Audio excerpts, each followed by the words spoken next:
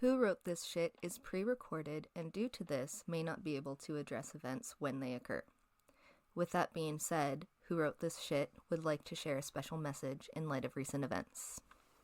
In Atlanta, Georgia, Tuesday, March 16th, 2021, a white supremacist targeted 3 different massage parlors and killed 8 people during a mass shooting resulting in the deaths of 33-year-old Delana Ashley Young, 54-year-old Paul Andre Michaels, 44-year-old Dao Yong Fong, 49-year-old Zhao Jie Tan, 74-year-old Sun Chong Park, 51-year-old Hyung Chong Grant, 69-year-old Sun Cha Kim, and 63-year-old Yong E Yu.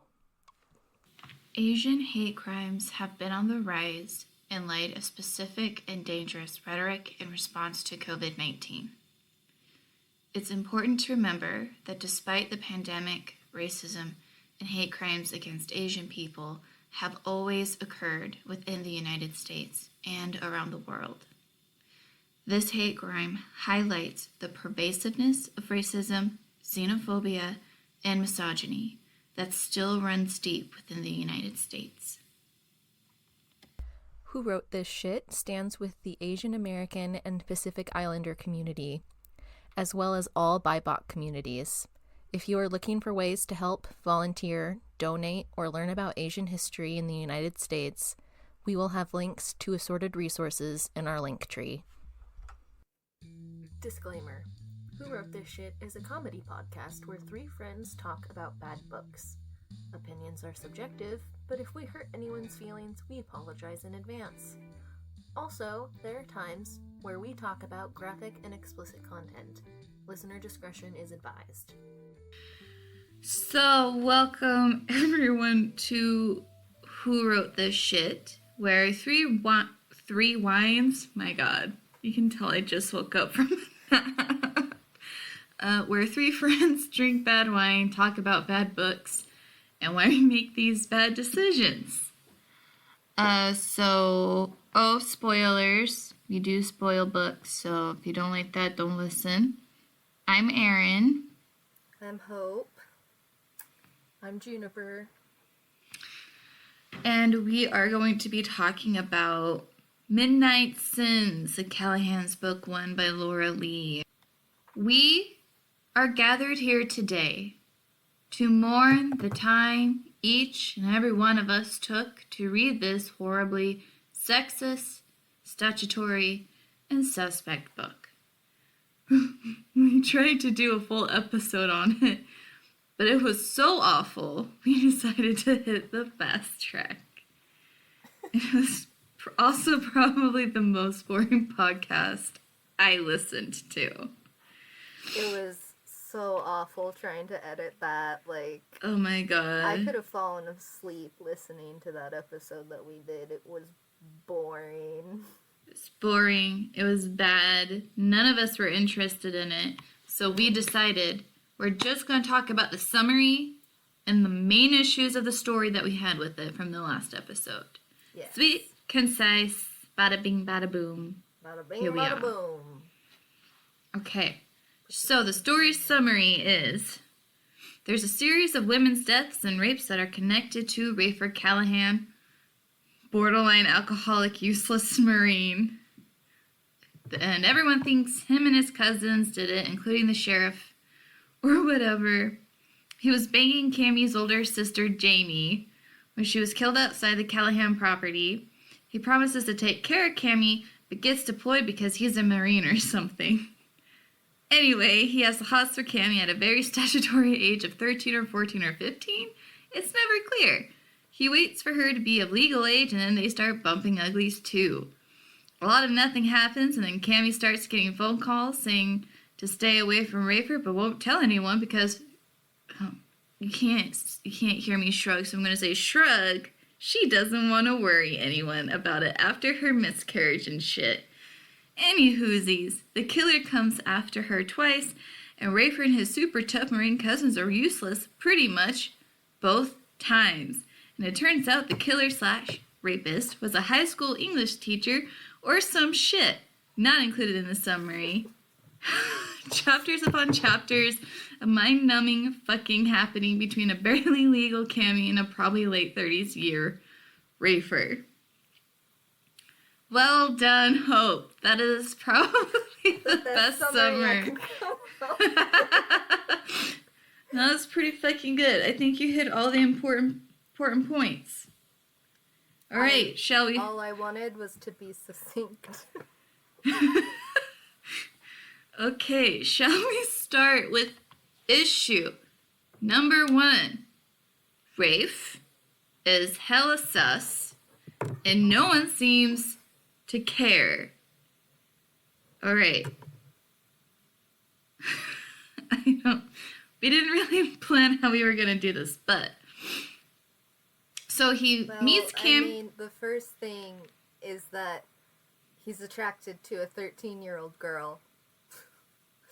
And they just, they made it so casual. Just like, yeah, no big deal. Dude's attracted to a 13-year-old. Like, shit, she doesn't even have tits yet. What's funny in the book is, like, she was starting puberty. And, like, all of her stuff was starting to come in. But at least he waited to give her her first kiss when she was 18 at prom. When he took her to prom. Mean, like, no big deal. Wait, he was 20 when she was 13. He was 23 when she was 18. That's 7 years apart, right? Am I doing my math right? I think so. I mean, it's pretty self-explanatory. He started being attracted to her when she was 13 years old. He kindly waited until she was 18 to give her her first kiss, but that is also what we would call grooming. So none of it is on the level. Not a single bit of what he did was on the level, and the book acts like it's a total like casual thing. Like, no big deal. This girl's like having a tragedy of a life, and there's a full-grown man grooming her. Like, the entire book, everybody hates Rafer and his cousins, and it sounds like they had every fucking reason to hate them. Especially Rafe. Like, he's a rapey little fucking piglet of a man.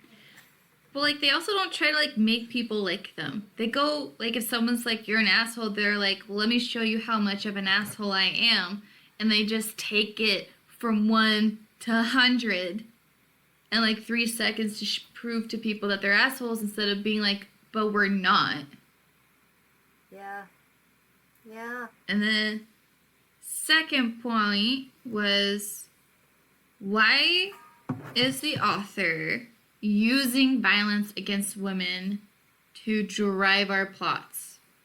And some examples we have is Jessica Jones, Game of Thrones, and like the majority of superhero shows where something happens to a woman most of the time and then the story starts moving. Yeah, like the motivation behind the superhero becoming a superhero is because something horrible happened to a woman in their life. Like in Deadpool, you know, his like girlfriend slash wife or whatever she was died, which sort of like pushed the plot forward. But it's not like isolated to just superhero shows like Jessica Jones and like Deadpool and stuff. They do it all over the place. It's just part of the culture. And I guess just, something bad happened to a woman. Yeah, and I guess the point to drive home there is like nothing happens until chapter 16 where Cammy gets fucking attacked, and that's where things start to pick up. And instead of like having her be the... Sorry, my cat's climbing on my couch and She almost fell off, so she's fine. It's all good. We're all fine.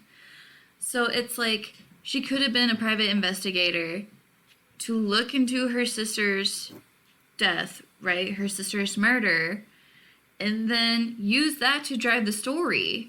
And then the killer could be making these phone calls being like, hey, don't be digging into this. Like, if you keep digging, I'm going to have to kill you, instead of, hey, I need you to stop sleeping with Rafe. Otherwise, I'm going to kill you. Like, threaten to kill her over something important.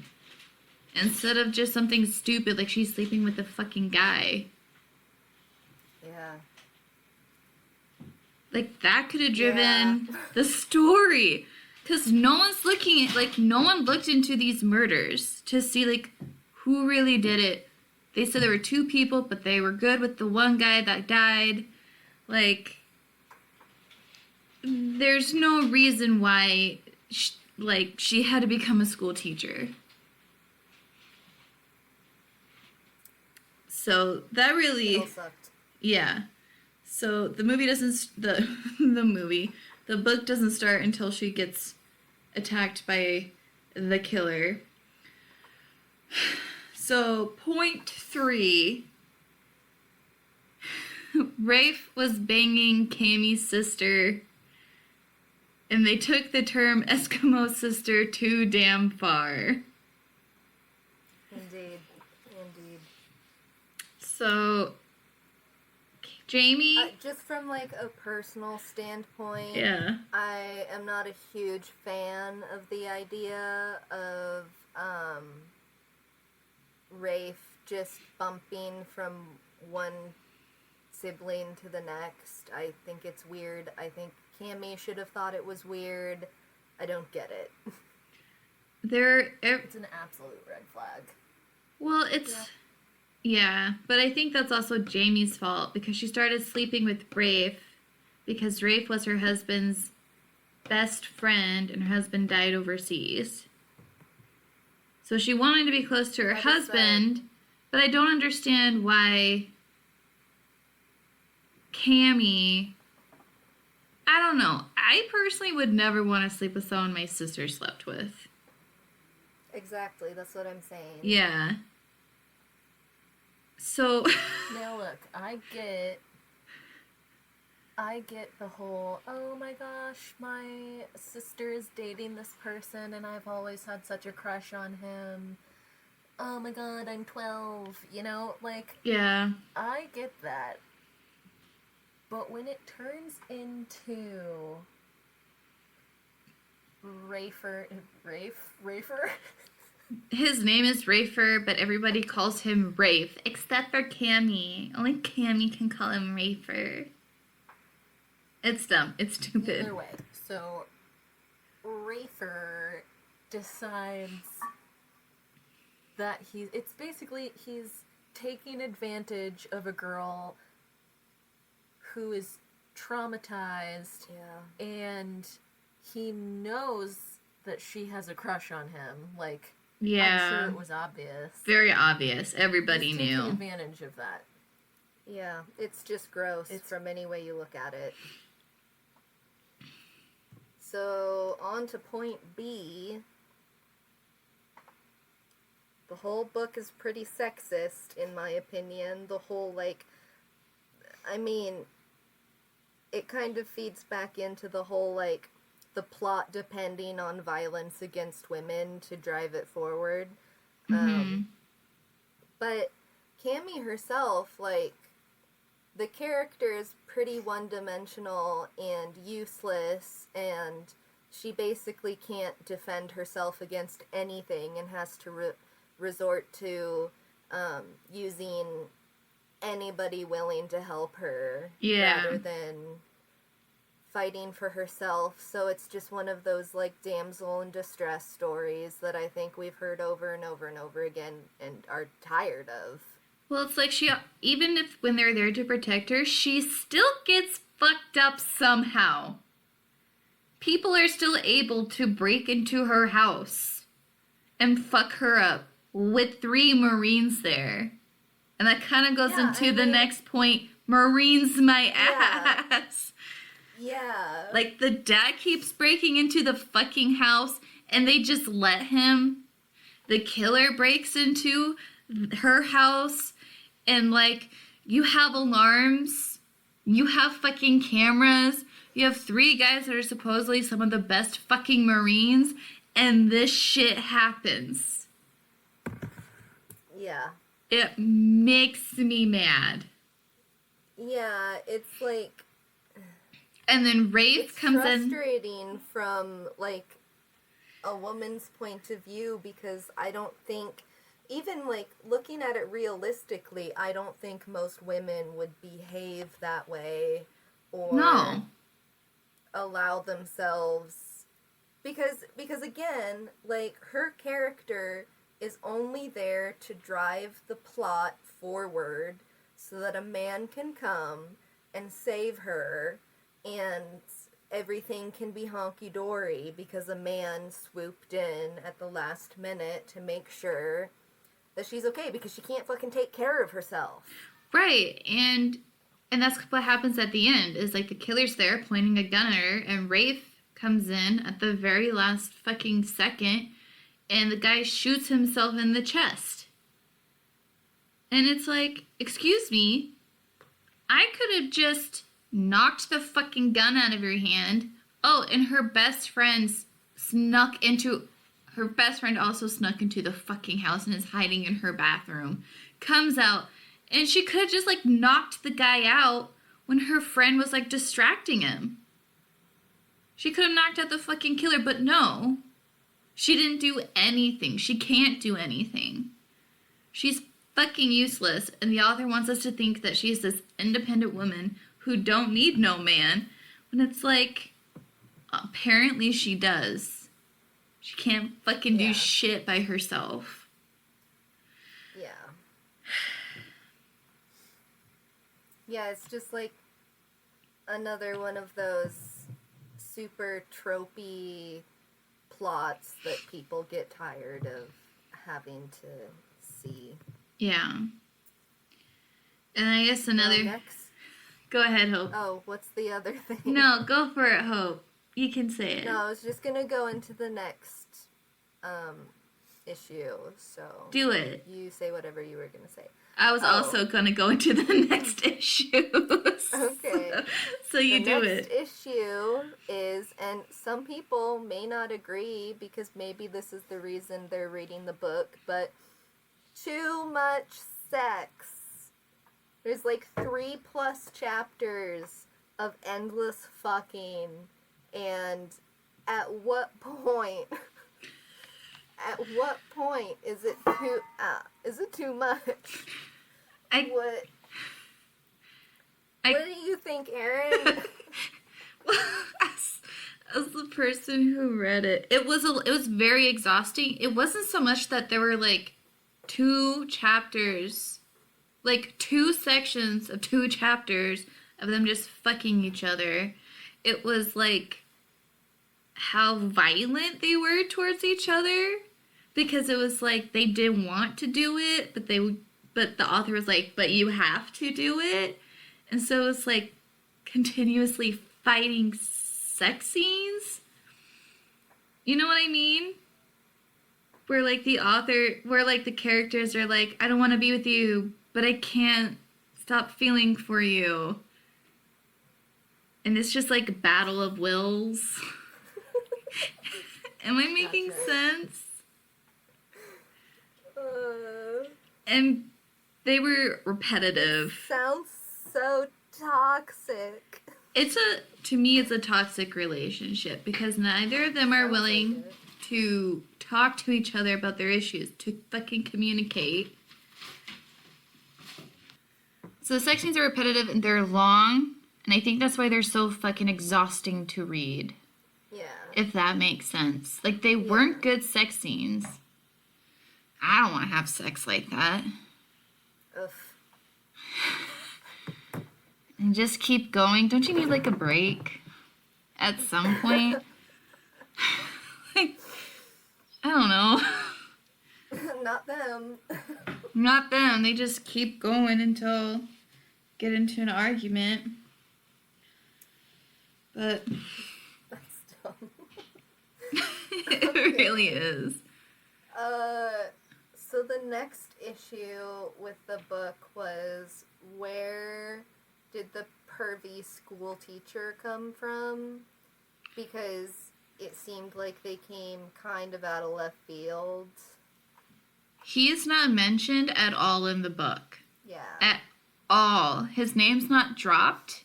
I did a search. It ain't there. So that it ain't nowhere. Showed up. The author was he just like, this'll do it. Yeah. Well, he's supposedly like Cammie's best friend and her best friend's best friend and a best friend to her sister. And I'm like, fucking where? Where was this person mentioned? The author was like, they'll never see this coming. Also, right, because she doesn't mention him anywhere, but also if one of you two were calling me, threatening to kill me as my best friend, I think I'd know right away that it was like you two calling me. You think you'd notice? I think I would be able to. I would be like, either Hope or Juniper are threatening me. Because you guys sound the same. But still, it's like, since I talk to you guys all the time, I feel like I wouldn't have to think about it if my best friend was threatening to kill me. Well, her sister figured it out. It also took her sister a long ass time. She didn't realize until, like, later. So the characters are just complete idiots on top of everything else. Well, and this was written in 2011, right? So Yeah. there's definitely fucking ways to figure this out in 2011. Yeah. You could just, like caller ID, yeah. star 29. Isn't it star? It was. I thought it was star 69. 69. Yeah. I think it's star 69. Yeah. His number was blocked. But it's like, It's blocked. There's definitely not a way that I can figure out who's calling me. I can't call up my phone company and be like, hey, this person is threatening me. I need to know who this is. okay, so if someone calls me with that accent, I 100% know it's Juniper that's threatening me. Another thing is, like, our idiot, like, heroine throughout the book. Hello, Gonzo. We're just full of cats today. The main character for the book was getting these calls, but didn't want to tell anybody important about them. No, she did. She told the sheriff. And the sheriff was like, you should tell Rafe. And she's like, I don't want to tell Rafe. Because I'm a strong, independent woman. And then I need to tell Rafe. It's just the dumbest shit. Yeah. It's not logical. No. Which No. I'm sure is what the author was going for. Because women can't possibly make unemotional decisions and take care of themselves. As an unemotional woman, I make emotional decisions all the time. And also, I am dependent on David to feed me. And that's about... You should work on that. You know, no, I like his food. It's fine. It'll be fine. So the next issue was if they ever fully explained why the killer hated Rafer so much. It wasn't so Wasn't it much... some sort of, like, convoluted story about the property and... So from what I remember, the Crow, Rafer, and Logan... Fuck, why do I remember these names? It was 3 weeks ago.